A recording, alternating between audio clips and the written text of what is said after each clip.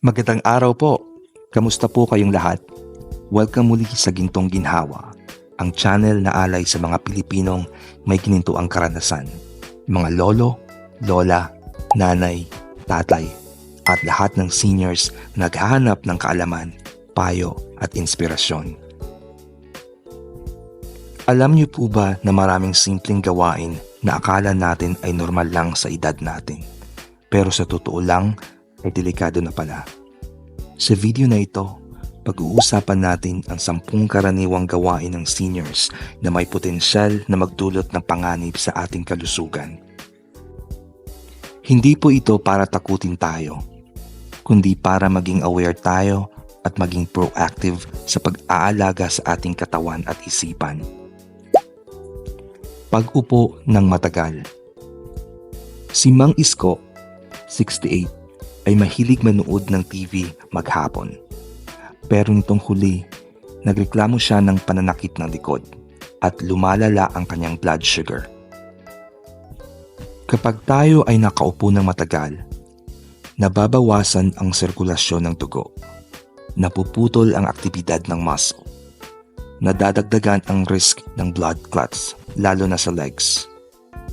Delikado ito lalo na sa may diabetes, high blood, osteoarthritis. Gintong ginhawa tips. Mag-set ng alarm bawat 30 minuto.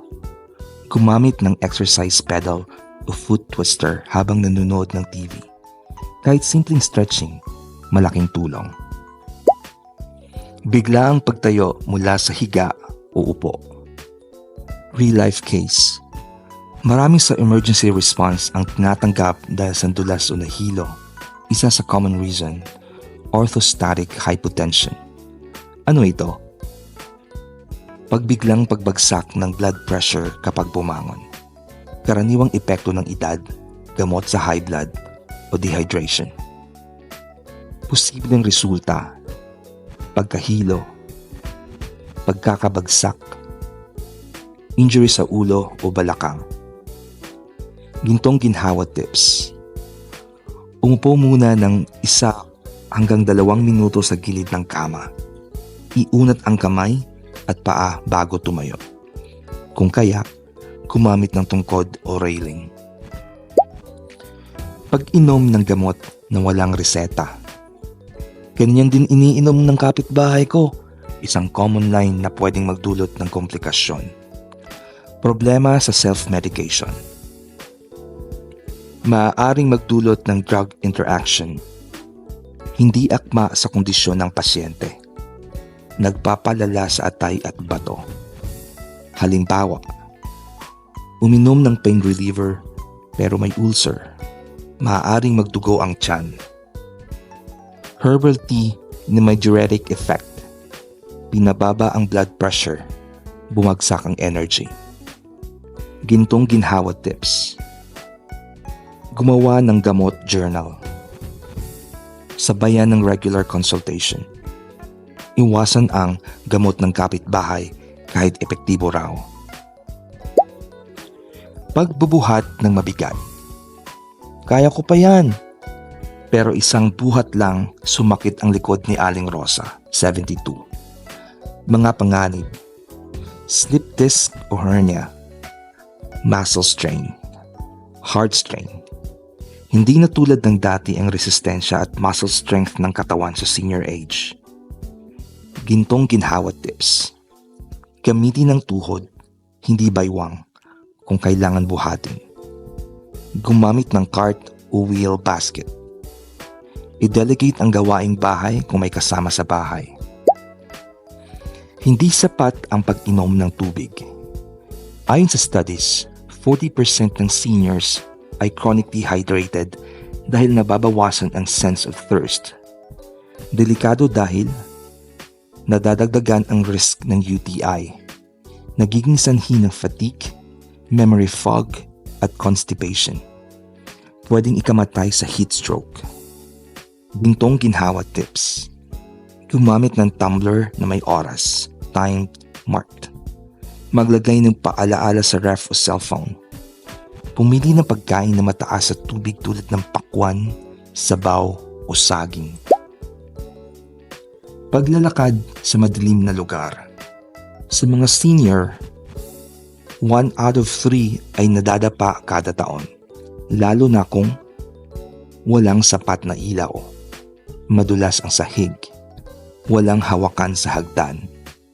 Gintong ginhawa tips: gumamit ng motion sensor night lights, lagyan ng non-slip mat ang CR, gumamit ng stick-on handrails. Kulang sa tulog. Si Lolo Tony ay madaling magising sa gabi dahil sa rayuma o pag-ihi.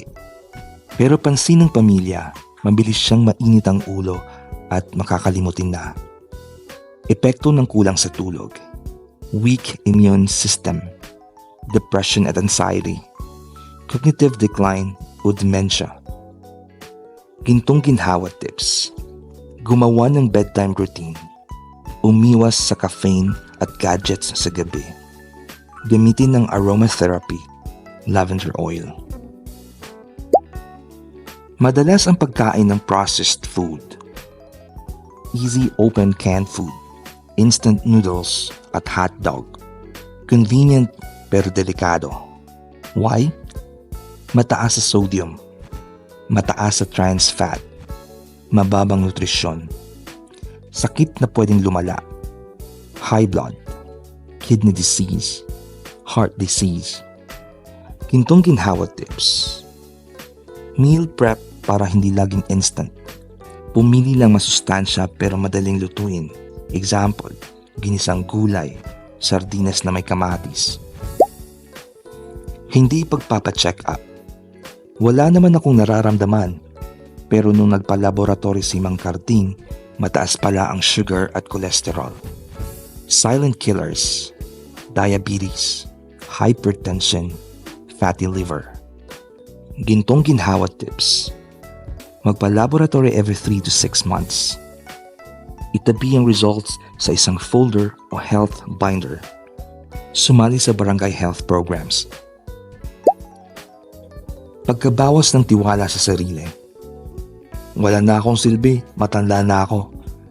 Isang mapanganib na kaisipan na humahantong sa depression at social isolation. Gintong ginhawa tips: maghanap ng libangan, pagtatanim, pagsusulat, pag-aalaga ng apo.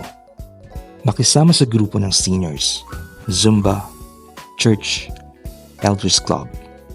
Laging isipin, hindi huli ang lahat para mamuhay ng masaya. Napakaraming bagay ang akala natin ayos lang, pero pala'y may dalang panganib. Pero ngayon na alam na natin ang mga ito, kaya nating iwasan.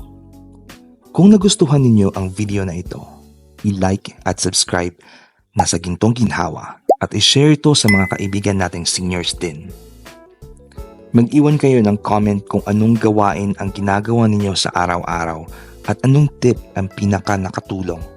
Hanggang sa susunod, ito ang inyong Gintong Ginhawa para sa isang ligtas, masaya at malusog na pamumuhay.